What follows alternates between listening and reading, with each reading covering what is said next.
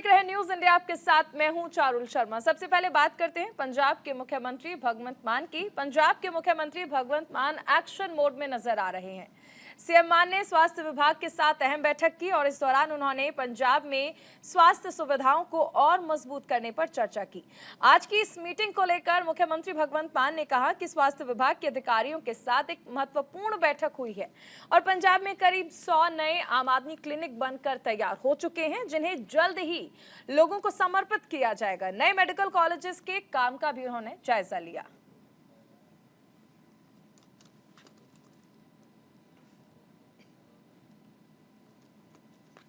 मुख्यमंत्री भगवंत मान जिन्होंने स्वास्थ्य विभाग के साथ आज एक अहम बैठक की है।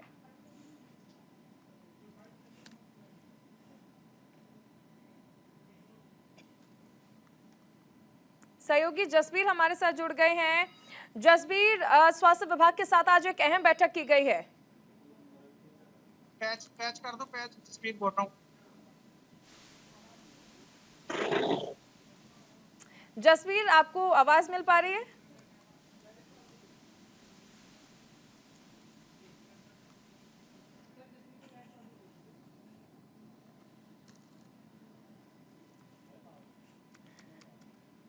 जसबीर, आवाज मिल पा रही है आपको?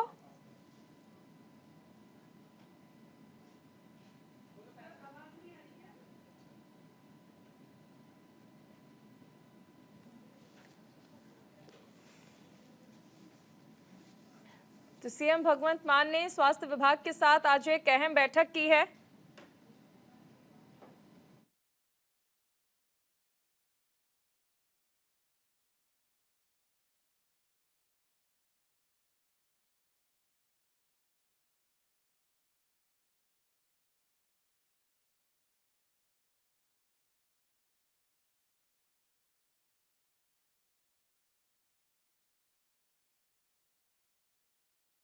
और ये कहा जा सकता है कि स्वास्थ्य विभाग के क्षेत्र में तो कम से कम दिल्ली मॉडल पर पंजाब में भी काम किया जा रहा है।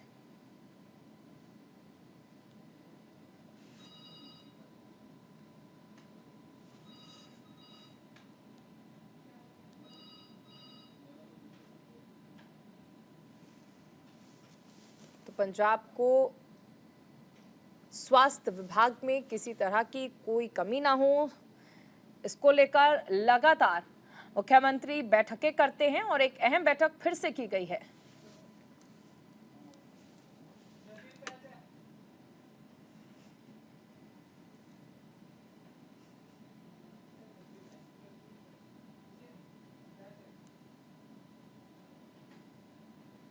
जसवीर हमारे साथ एक बार फिर से जुड़ गए हैं। जसवीर, स्वास्थ्य विभाग के साथ मुख्यमंत्री की अहम बैठक। चारुल, आपको बता दें कि भगवंत सरकार अब एक्शन मोड पे आ गई है। आपको बता दें कि आम आदमी पार्टी ने सत्ता में आने से पहले कई ऐसे वादे किए थे जिसमें स्वास्थ्य को लेकर भी बड़े वादे किए थे और स्वास्थ्य को पंजाब में उन्होंने बहुत किया और बहुत सारे उन्होंने सुविधा सेंटर खोले, हेल्थ को लेके कई ऐसे नए इंप्लीमेंट किए। उनको लेके आज उन्होंने हेल्थ के जितने भी डिपार्टमेंट बंदे थे उनको इकट्ठा किया और उनको बताया कि हेल्थ को लेके पंजाब सरकार बहुत चिंतित है और हेल्थ के जितने भी नए प्रोग्राम जल्द लेके आए। आपको बता दें लगातार 3 दिन से पहले उन्होंने पुलिस के साथ उन्होंने मीटिंग की और कल जितने प्रशासनिक व्यक्ति उनको बुलाया और आज हेल्थ के डिपार्टमेंट के बंद को बुलाया ताकि पंजाब में एक्शन मोड दिखाया जा सके। बिल्कुल, ये भी समझना चाहेंगे कि 100 आम आदमी क्लिनिक जो हैं वो भी बनकर तैयार हो चुके हैं, उन्हें भी जनता को समर्पित किया जा रहा है। जसवीर, क्या ये मान लिया जाए कि दिल्ली मॉडल की तर्ज पर ही पंजाब में भी विकास किया जा रहा है? बिल्कुल बिल्कुल, दिल्ली मॉडल पे ही पंजाब की सत्ता में आने से पहले आम आदमी पार्टी ने ये वादा किया था कि जो दिल्ली में हमने इम्प्लीमेंट किया वो पंजाब में ही करेंगे और पंजाब में ऐसे जो जैसे बिजली फ्री करना, हेल्थ को लेके, ऐसे शिक्षा को लेके ऐसे जितने भी कार्यक्रम दिल्ली में उन्होंने चला रखे थे सारे पंजाब में चलाए हैं। और हेल्थ को लेके तो उन्होंने जैसे आम आदमी क्लिनिक पहले 564 आम आदमी क्लिनिक पंजाब को देर से और अब बोला तो बिल्कुल तैयार है और थोड़े ही दिनों में लोगों को समर्पित कर दिया जाएगा। बहुत शुक्रिया जसवीर इस तमाम जानकारी के लिए। उधर पंजाब की पर्यटन मंत्री अनमोल गगन मान अमृतसर में 17वें पाइटेक्स मेले में शामिल होने पहुंचे। पर्यटन मंत्री का पाइटेक्स मेले के आयोजकों ने जोरदार स्वागत किया, रिबन काटकर इसकी शुरुआत की। इस मौके पर अनमोल गगन ने कहा कि देश और विदेश में व्यापार संबंधों को मजबूत करने वाले लोग इस मेले में भाग लेने के लिए आ रहे हैं, जिसमें उन्होंने व्यापार को बढ़ावा देने और एक ही छत के नीचे कई प्रकार की चीजें खरीदने की कोशिश की है। पिछले 17 सालों से इस मेले का लोगों को भरपूर फायदा भी हुआ है और लोगों ने इस पर भरपूर प्यार भी लुटाया है। पंजाब सरकार की बनाई गई औद्योगिक नीति के कारण पंजाब में व्यापारी वर्ग बहुत समृद्ध है, क्योंकि पिछली सरकार में ऐसा कुछ देखने को नहीं मिला था।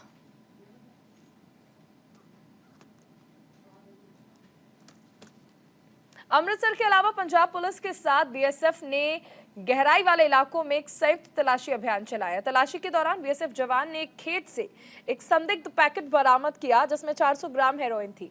बता दें कि पंजाब में ड्रोन से लगातार नशीले पदार्थों की तस्करी पर नजर रखी जा रही है और इसी का नतीजा है कि तस्करों के एक और कोशिश को बीएसएफ जवानों और पंजाब पुलिस ने संयुक्त रूप से विफल कर दिया।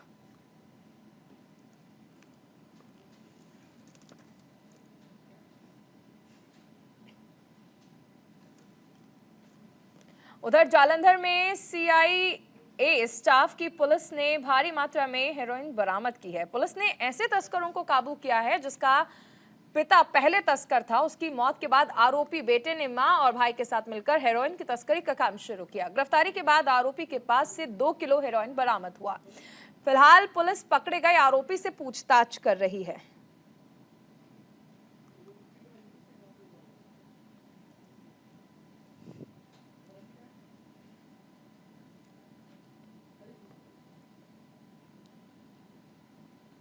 हमारे साथ सहयोगी गीतांशु जुड़ गए ज्यादा जानकारी के साथ। गीतांशु, नशा तस्करों पर लगातार पुलिस एक कहा जा सकता है कि मजबूत पकड़ बनाई हुई और लगातार उनकी गिरफ्तारी भी चल रही है। हाँ जी पारुल, जिस तरीके से जानकारी प्राप्त हो रही है जलंधर से कि एक परिवार जो है पूरा का पूरा फैमिली बिजनेस चला रहा था, कह सकते हैं एक नशा तस्कर फैमिली बन चुका था, क्योंकि पंकज जो आरोपी है गिरफ्तार किया गया है, उनके पिता दीपक जो है पहले से ही तस्कर रहे हैं और छोटे पैमाने पर तस्करी करते हुए पंकज पर पहले भी एनडीपीएस के 2 मामले दर्ज थे। क्योंकि वह पहले छोटे पैमाने पर यह सब काम करता था, अब उसने अपने भाई साहिल और मां जसविंदर कौर जस्सी के साथ मिलकर बड़े पैमाने पर जो है इस तरीके के काम करने शुरू कर दिए थे। अभी हाल ही में सीआईए स्टाफ ने गिरफ्तारी करते हुए 2 किलो हेरोइन बरामद की है, जो कि काफी भारी मात्रा एक केले तस्कर के पास बरामद की गई है।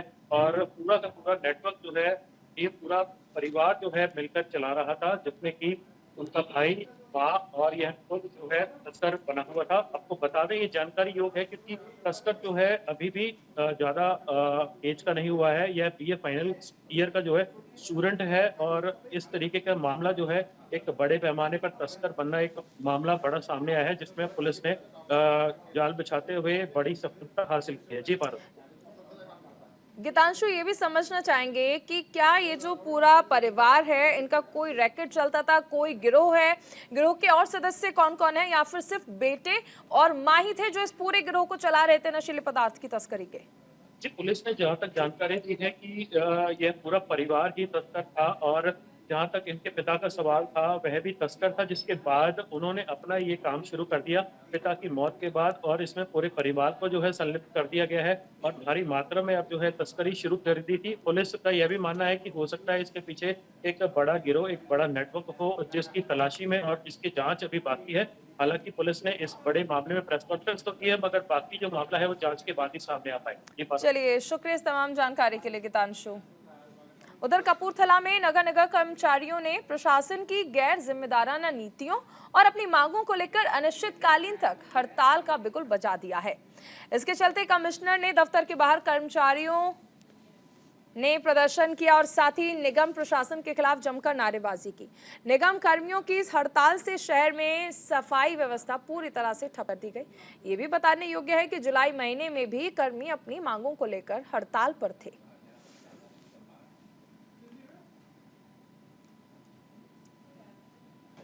उधर लुधियाना के केंद्रीय विधानसभा में भारतीय जनता पार्टी के नेता गुरदीप शर्मा देवी के नेतृत्व में केंद्र सरकार की फ्री उज्ज्वला योजना गैस कनेक्शन के तहत क्षेत्रीय महिलाओं को सिलेंडर और चूल्हे बांटे गए। इस मौके पर पार्टी के कई कार्यकर्ता मौजूद थे। जिला प्रधान ने भी लोगों को संबोधित करते हुए केंद्र सरकार की योजनाओं के बारे में जानकारी दी।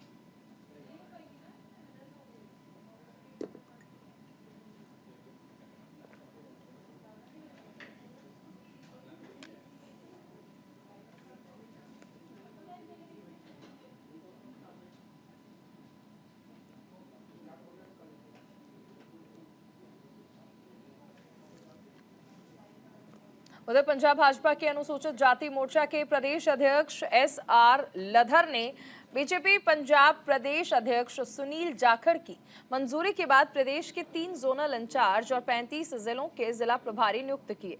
जोन नंबर 1 में 12 जिले हैं, जिसके जोनल इंचार्ज करण गौर, प्रदेश महासचिव ओबीसी मोर्चा को नियुक्त किया गया है। इन सभी नेताओं को नगर निगम चुनावों से पहले अपनी सक्रियता बढ़ाने का निर्देश दिया।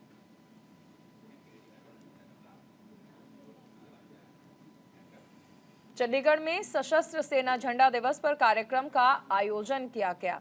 इस कार्यक्रम में हरियाणा के मुख्यमंत्री मनोहर लाल ने शिरकत की। कार्यक्रम को संबोधित करते हुए मुख्यमंत्री ने पहले जल, थल और नभ के शूरवीरों को नमन किया। इसके बाद अपने संबोधन में कहा कि हम सभी भारत के वीर जवानों और उनके आश्रितों के कल्याण के लिए योगदान करके देश पर प्राण न्यौछावर करने वाले योद्धाओं के प्रति कृतज्ञता प्रकट करना चाहिए।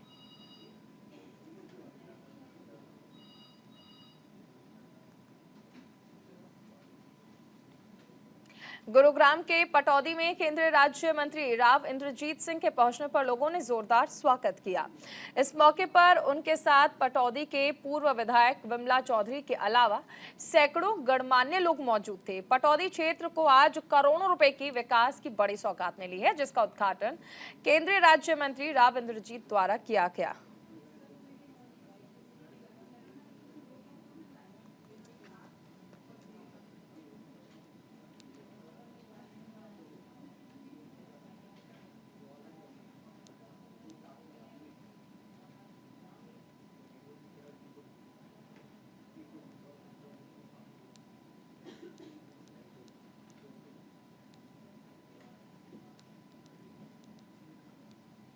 उधर भ्रष्टाचार के खिलाफ लगातार चलाए जा रहे अभियान के तहत हरियाणा एंटी करप्शन ब्यूरो की टीम ने यमुनानगर जिला रादौर में तैनात पंचायती राज संस्था के एसडीओ को 50,000 रुपए की रिश्वत लेते हुए रंगे हाथों गिरफ्तार किया है। एंटी करप्शन ब्यूरो की टीम ने सूचना के आधार पर आरोपी को पकड़ने के लिए योजना बनाई और उसे रिश्वत लेते हुए रंगे हाथों गिरफ्तार करने में सफलता हासिल की।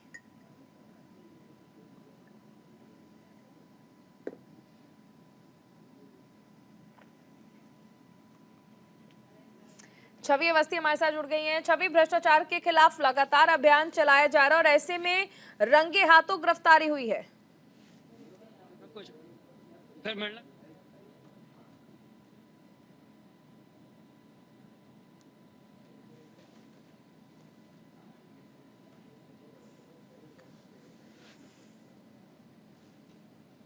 छवि, मेरी आवाज मिल रही है आपको?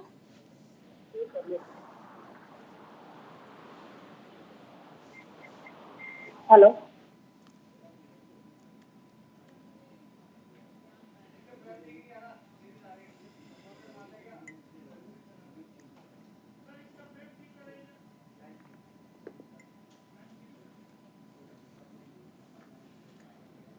आप देख सकते हैं टीम पहुंची थी, रंगे हाथों गिरफ्तारी की गई है भ्रष्ट एसडीओ, जिसके खिलाफ ये कार्रवाई की गई। 50,000 रुपए की रिश्वत लेते हुए रंगे हाथों गिरफ्तारी।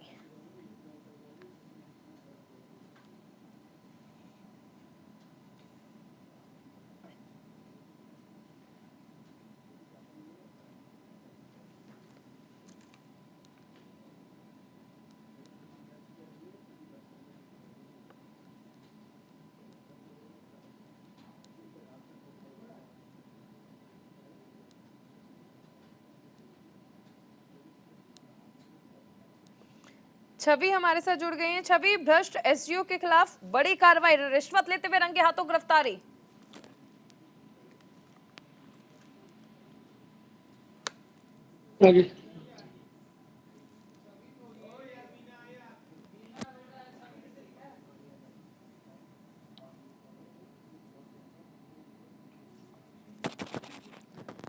सहयोगी वीना अरोड़ा हमारे साथ बनी हुई हैं।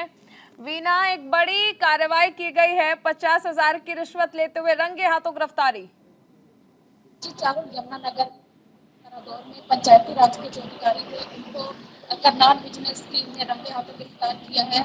अगर बात की जाए तो पता लगा था कि इन्होंने 30 लाख रुपए का बिल जो है पास करवाने के लिए 7,000 रुपए की फीस मांगी थी, जिसमें से 10,000 रुपए भी पहले ही ले चुके थे। और जब जिनका जो 30 लाख का जो बिल पास करवाना था, जब बाकी से 50,000 रुपए देने के लिए उनका पहुंचे तो करनाल विजिलेंस की टीम ने इनको रंगे हाथों गिरफ्तार कर लिया। और इनको गिरफ्तार करने के बाद उनको विजिलेंस ब्यूरो वहां पर लेके आए हैं। बाकी की जो कार्रवाई है जो विजिलेंस इनके द्वारा की जा रही है। जी सर, बिल्कुल, ये भी समझना चाहेंगे वीना कि क्या पूछताछ जो है वो रही और उसमें क्या कुछ निकलकर सामने आया, क्योंकि देखिए कोशिशें कितनी भी कर ली जाएं भ्रष्टाचार को खत्म करने के लिए, लेकिन तस्वीरें लगातार सामने आ जाती हैं। जी सर, ये कोई ऐसा पहला मामला नहीं है कि जब भ्रष्ट अधिकारी सामने आए हैं। इसको लेकर हरियाणा जिले में बड़े से बड़े अधिकारी है इन चीजों में शामिल रहे हैं, चाहे कोई IAS अधिकारी है, चाहे कोई SDM है, चाहे कोई तहसीलदार है। इसके चलते आज जो पंचायती राज अधिकारी है ये भी इसी के चलते, जैसे कि सरकार द्वारा कहा जाता था कि बिना खर्ची पर्ची से काम नहीं होता, लेकिन आज भी यही बात हो रही है कि बिना खर्चे से कोई भी सरकारी अधिकारी काम नहीं करते हैं। जैसे कि ये 30 लाख का बिल पास करवाने के लिए लोगों से 60,000 रुपए जो रिश्वत के तौर पर मांगे गए थे, 10 ले चुके थे, बाकी जो 50 जब लेने के लिए आया तो उसको जो है पुलिस ने रंगे हाथ गिरफ्तार किया है। जी सर, बिल्कुल वीना, ये भी समझना चाहेंगे कि क्या कहा जा रहा है, क्योंकि देखिए जो पीड़ित पक्ष है उसका कहना है कि रिश्वत की मांग की जा रही थी और उसी हिसाब से गिरफ्तारी भी की गई है। कैसे मिसाल पेश की जाए कि इस तरह के मामले जो हैं वो बंद हों, क्योंकि भ्रष्टाचार को लेकर लगातार बात कही जाती है। एक सवाल ये भी है कि हम रिश्वत देते हैं इसीलिए सामने वाला रिश्वत मांगता भी है। जी चारुल, जो अपने 30 लाख का बिल पास करवाने के लिए उनके पास आया है, कहीं ना कहीं उनको 60,000 रुपए की रिश्वत देना उनके लिए कहना चाहिए तो मजबूरी बन गई। क्योंकि एक बिल पास करवाने के लिए अगर कोई 60,000 रुपए की रिश्वत दे रहा है, इसमें कहीं ना कहीं अपना काम सरकार की जरूर आती है। क्योंकि सरकार द्वारा कहा गया था कि कोई भी अधिकारी रिश्वत नहीं लेता है, लेकिन अगर छोटे से छोटे किसी भी ऑफिस की बात की जाए तो हर सरकारी अधिकारी 1,000 से लेकर 5,000, 10,000, लाखों तक जो है रिश्वत पहुंच जाती है। अगर पंचायती राज की बात की जाए या किसी भी कहीं पर भी किसी अधिकारी या किसी सरकारी ऑफिस की बात की जाए तो कहीं पर भी बिना रिश्वत लिए कोई भी काम नहीं किया जाता। अगर पंचायती राज की बात करें या तहसील ऑफिस की बात करें या किसी भी जगह की बात करें तो वहाँ पर रिश्वत के बिना काम नहीं चलता। क्योंकि जब तक पीड़ित होता है उसे अपना काम तो करवाना ही होता है, लेकिन उसको पता है कि अगर तो जब तक किसी को अपनी खर्ची नहीं देगा तो उसका कोई भी काम नहीं होगा। जाहिर सी बात है कि उसे अपना काम करवाने के लिए सामने जो भी अधिकारी होता है उसको रिश्वत देनी ही पड़ती है। क्योंकि अगर रिश्वत नहीं देता है तो उसका जो काम है वो नहीं होता है और कहीं ना कहीं वो कागजों में अटक कर रह जाता है, जिसके लिए उनसे कोर्ट का सहारा लेना पड़ता है, कई जगह धक्के भी खाने पड़ते हैं। यही बड़ी बात रही थी। आज भी जो पीड़ित था जो अपना 30 लाख का जो बिल था पास करवाने के लिए आया था, अगर वो इसको 60,000 की रिश्वत नहीं देता, कहीं ना कहीं उसका काम जो है कागजों में अटका रहता है, कहीं ना कहीं परेशानियों का जो सामना जरूर करना पड़ता। उसने 60,000 रुपए का इंतजाम तो जरूर किया और 10,000 रुपए भी दे दिए और बाकी के 50,000 देने के लिए कहीं ना कहीं उसे विजिलेंस का सहारा जरूर लेना पड़ा था, जिसके चलते पंचायती राज अधिकारी को गिरफ्तार करके विजिलेंस ब्यूरो में लाया गया था। और पुलिस जो वहाँ उनसे जब पूछताछ भी चल रही है, ऐसे पूछताछ के बाद ऐसे कई मामले हैं जिससे खुलासा हो सकता है कि उन्होंने कहाँ कितने लोगों से अभी तक रिश्वत ली। जी सर, चलिए शुक्रिया वीना तमाम जानकारी के लिए। आप बने रहिए, आगे आपसे जानकारी लेंगे। उधर हरियाणा के पलवल में सीएम फ्लाइंग ने गुप्त सूचना के आधार पर मेडिकल स्टोर पर छापेमारी की। टीम ने बिना डिग्री मेडिकल स्टोर चलाने और मरीजों का इलाज करने वाले डॉक्टर्स के यहां पर छापेमारी की। इस दौरान सीएम फ्लाइंग की टीम स्टोर से 31 तरह की दवाइयां ड्रग्स एंड कॉस्मेटिक एक्ट के तहत कब्जे में ले गई। इसके साथ ही 7 तरह की नशीली दवाइयों के साथ चिकित्सा उपकरण भी जब्त किया गया। वीना लगातार हमारे साथ बनी हुई है। वीना, एक बड़ी कार्रवाई जो है सीएम फ्लाइंग की ओर से की गई। जी सर, जैसे पहला मामला नहीं है कि झोला छाप डॉक्टरों पर सीएम फ्लाइंग द्वारा छापेमारी नहीं की गई। ऐसे अनेकों मामले सामने आए हैं, जिसके चलते आज अपन पलवल में झोला छाप डॉक्टर जो है तो झोला छाप डॉक्टर होने के बावजूद वहाँ पर ऑपरेशन भी कर रहा था, नशीली दवाइयाँ भी बेच रहा था, जिसके चलते आज सीएम फ्लाइंग को जब सूचना मिली थी कि वहाँ पर झोला छाप जो डॉक्टर है वहाँ पर क्लिनिक भी चला रहा है, ऑपरेशन भी कर रहा है और नशीली दवाओं का व्यापार भी कर रहा है। क्लिनिक के चलते क्लिनिक बनाने के तौर पर वो नशीली दवाओं को बेच भी रहा है। कहीं ना कहीं वहाँ से जो इलाके का युवा था वो बिल्कुल, प्रभावित भी देखिए हो रहा लोगों के है। स्वास्थ्य के साथ भी एक बड़ा खिलवाड़ इस तरह से हो रहा है। शुक्रिया वीनस तमाम जानकारी के लिए। चरखी दादरी में घर के सामने रेहड़ी खड़ी करने की बात को लेकर शाम को हुई कहासुनी हत्या तक पहुंच गई। विवाद में लाठी डंडे से पीट कर चाय की दुकान चलाने वाले युवक की हत्या हो गई। देर रात तक मृतक के परिजनों ने बयान दर्ज नहीं कराए। सिटी थाना पुलिस ने मामले की जांच शुरू कर दी है।